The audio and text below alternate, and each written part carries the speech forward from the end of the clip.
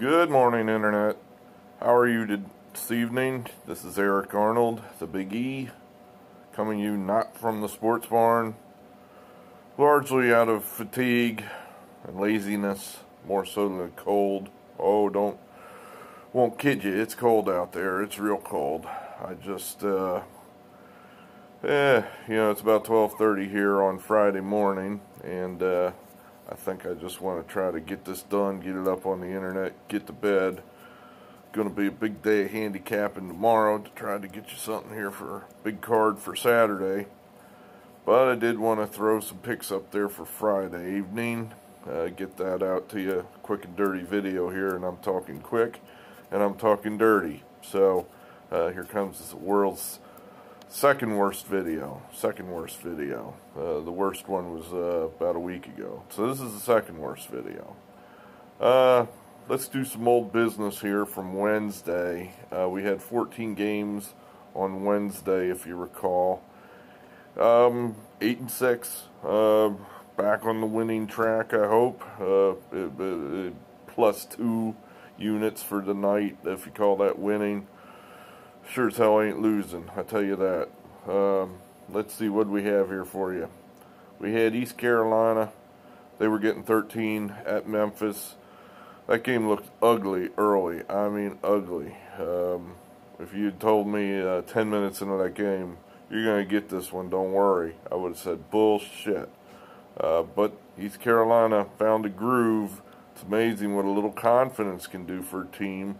They started to get a little confidence, started to find some shots that they could make, and they made them. They lost, but it was close. They lost 77-73, getting 13 points. That's a relatively comfortable cover. We had Samford out of the, the Southern? The Southern. Well, if you're going to lose, I guess. Samford, perhaps with the worst effort of the year for the Big E, lost 106-66. 106-66. Unfortunately, they were not getting 41 points. They were only getting 8. Or 7 even. I think they were getting 7. Obviously I don't have my whiteboard with me. Whatever. One close, big loss. Lehigh gets back on the winning track, losing 70-67, but we were getting 13. So nice cover there. Headley Lamar gets it done. We were getting a bunch of points. I'm going to say 7-8 points we're getting. They win outright 77-65. Nice. Nicholls State, this is the game of the night. These guys were behind the whole night. They were 3.5 point favorites. 3.5, I think. Behind the whole night. They came screaming out of nowhere with about 5 minutes to go and passed Northwestern State and get it done. 73-69. Get the win, get the cover. Very nice. That basically flipped the whole night for us, gave us a chance to be winners. Central Arkansas, they almost got it done. They were getting 13 from Stephen F. Austin. They were close, but just kind of couldn't come up at the end for the back door. Couldn't quite get it. They lost 83-68, loser. Illinois State, they're getting 11.5 at Loyola Chicago. They were up at halftime. I mean, that's one you're thinking, got a good chance here. But that's the problem with those big underdogs. A lead can go away like that. And that's what happened. Loyola just put it into overdrive in the second half, and one going away 84-69. Loser for us. Louisiana Monroe, they were getting 8 in the Sun Belt from Arkansas State. They won outright for us. Big game for them. 66-52. Nice Monroe. Thank you very much. Abilene Christian out of the Southland. They were 9-point favorites over Houston Baptist, as I was hoping that they would just be able to extend there in a high-scoring game, and that's kind of what happened. They won there at the end, 82-68. Nice cover. Big 12. I knew this one was a bad pick. I kind of, as soon as, I had an evening to think about it, night to sleep on it, I thought, boy, I screwed up there. We had TCU. They were only getting 2 points, at Texas. And that's just stupid. Bad pick. TCU got beat easily, 70-56. Loss. Not a good pick. My mistake. The WAC. They have such funky teams in the WAC. I mean, they're all over the place. I guess if you don't have a home, they throw you in the WAC. So at any rate, Cal Baptist, I couldn't tell you one thing about them. Maybe that's why we lost. They were 1-point underdogs at Kansas City, and they lost outright, 69-63. Never really in it, so that was a loser.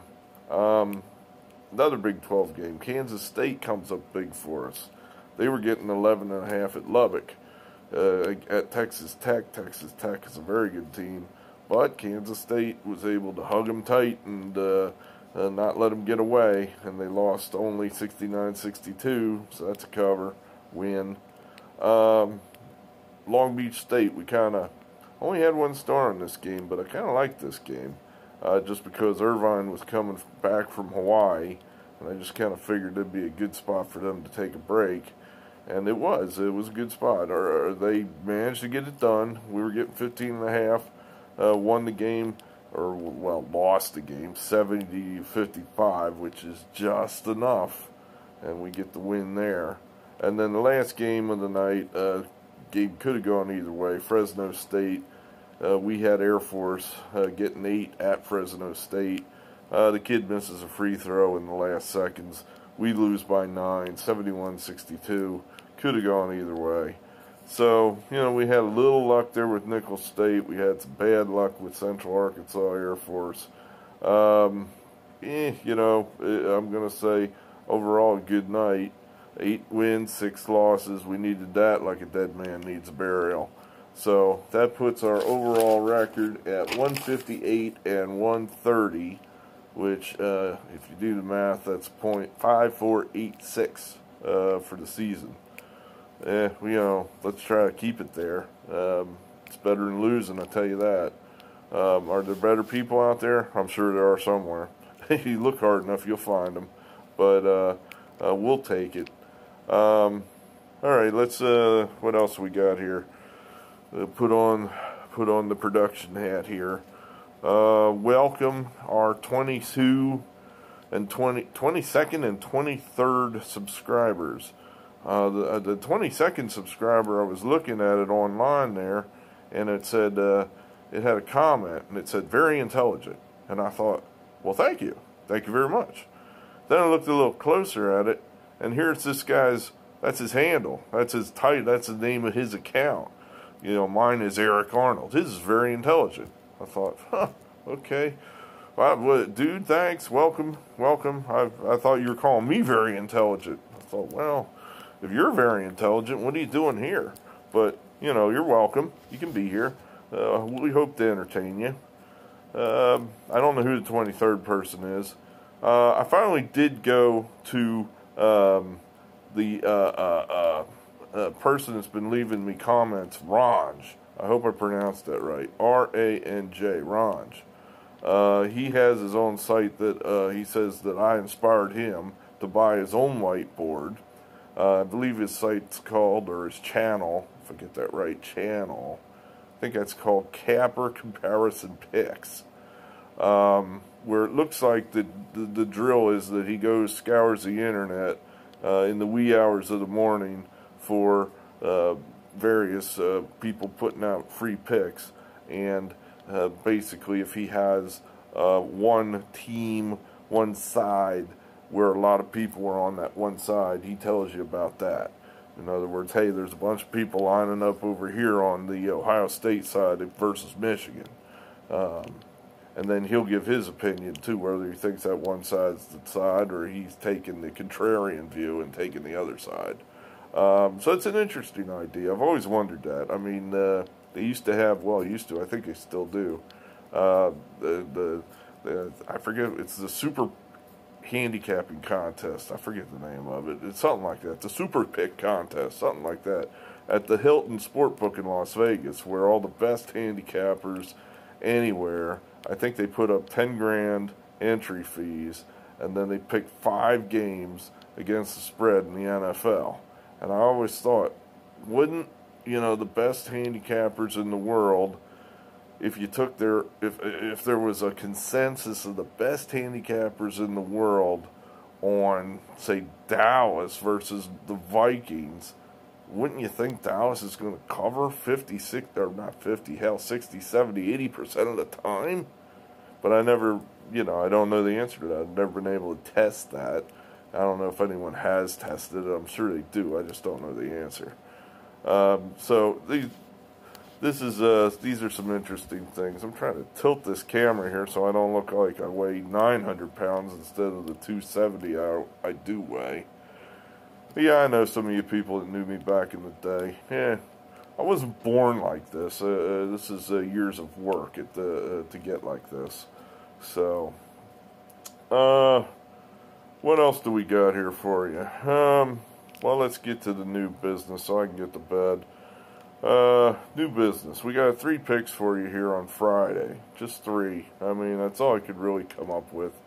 My model, yeah, I'm starting to feel a little about the model. I think there definitely are some things where the secret, oh shit, now what have I done? I don't know. I got buttons everywhere. Well, I guess you can still see me.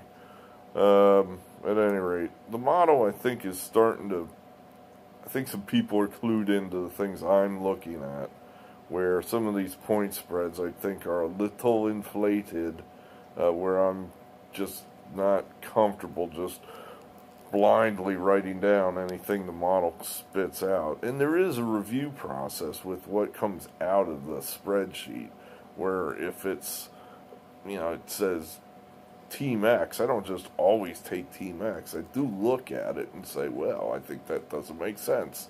And I think that has helped. I think if I was just blindly writing down everything, it wouldn't be up around 54, 55%. It'd be a lot lower. So, anyway. So we got, let's see. Let's hold it up here. These are 3 picks for you, if you can see that. We got 3 games. We got St. Peter's at Manhattan. We got Daniel Marshall in Central Connecticut at Wagner. And then we got the last game of the night, which I think's on TV. We've got VCU at St. Louis. So, out of the MAAC, that's the Metro, you got that St. Peter's game. They're getting 1.5 points at Manhattan. These teams basically got the same records. We're taking, obviously, the road team here.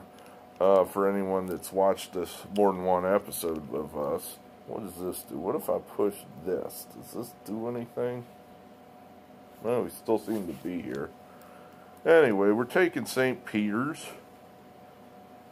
We're going to take it for the 2 stars. St. Peter's, 2 stars. We think these are teams going in different directions. St. Peter's, they're hot. They're playing well. I'm doing this by memory. I'm pretty sure they've won their last 3 games and won them all by double digits. So, we just think that team's on a roll. Manhattan, they're nothing special. So we're kind of thinking St. Peter's is going to roll in there and whoop them. We'll see. Next game we're going to take, of course, the road team, Central Connecticut State. They are getting 9 points. 9 points at Wagner. And we think that's way too much. Central Connecticut, they got 4 wins, 24 losses, but 2 of those wins have come in their last 2 games. They beat us Saturday. We had Bryant, and Connecticut just beat us outright. And then they turned around and won again their next game, beating, I think it was Fairleigh Dickinson. If it gives you any idea, well, Bryant missed just been, they're a bad team. I don't know how bad that team is. Then Bryant turned around and beat us. What was it, Tuesday? They beat us with Merrimack. Merrimack's the best team in that conference, record-wise. So I'm reading this all as Connecticut's not that bad. That's what I'm reading. Connecticut's not that bad. Connecticut already beat Wagner this year, I believe by double digits. So we're getting 9 points? 9 points? I don't see it. I mean, I don't see any way in the world Connecticut's that much worse than Wagner. Give me the 9. I'll take it. 2 stars on that one. Okay, lastly, VCU. I had to look this up. They were a number 8 seed in the tournament last year. They're a 1-point favorite at St. Louis. We think we're going to... I know, hold on to your hats here. We're going to take the home team. We are taking St. Louis. Yes, that's right. St. Louis for 2 stars. Why? Why are we taking St. Louis there? Well, we think we got a little bit of a coaching edge. Neither team's playing real well. St. Louis screwed us earlier in the week at UMass. That was a bad loss. And I could end up like Charlie Brown trying to kick the football here. But I just kind of think St. Louis, that they shouldn't be a 1-point underdog at home. They really aren't that far off VCU. Both teams just played Dayton. Dayton's best team in the A-10. Both teams lost to them by about 6 points. VCU lost to them at home. St. Louis lost to them at Dayton. So if that tells you anything right there, you'd say St. Louis is a little bit better. St. Louis is a tough place to play lately. It's going to be a Friday night crowd out there. They're probably going to have damn near a sellout. Dayton went in there earlier in the year on a Friday night, and they had to go to overtime to beat St. Louis. Dayton's better than VCU. It's going to be a loud, revved up crowd, and we think we got a little bit of coaching advantage. It's everything we're looking for when we play these home teams. St. Louis, I don't see it any other way. I looked up, actually, our home record. Didn't take long, for me to go through my spreadsheet and find all the home teams I played. There ain't many. We were like 13-5 with home teams. So maybe everybody that says, why don't you play home teams? Maybe you're all right. Maybe I need to try to find some more spots to take these home teams. So we're going to do that. We're going to take St. Louis here. So what's left then? You got, to recap, St. Peter's plus 1.5. Central Connecticut State plus 9. St. Louis plus 1 at home. We're going to try to get you a video here before Saturday. I don't know how many games we're going to be able to get. Saturday is looking like a crowded day of stuff. Not necessarily work. I had to work today. God damn. Yeah. But we're going to do the best we can. So we'll have one more video for you before the weekend, and we'll probably try to do that one out in the barn, but, who knows. I'm finding that even though the production value on these things suck, it's so much easier for me to just sit on my ass in the chair and talk to the camera like this than go through the drill of going out there in the cold, erasing the board, writing this down. So we'll see. I'll probably try to give you a better produced video in the barn tomorrow, or later today, I guess. Anyway, all right. From me to you, good luck, good gambling.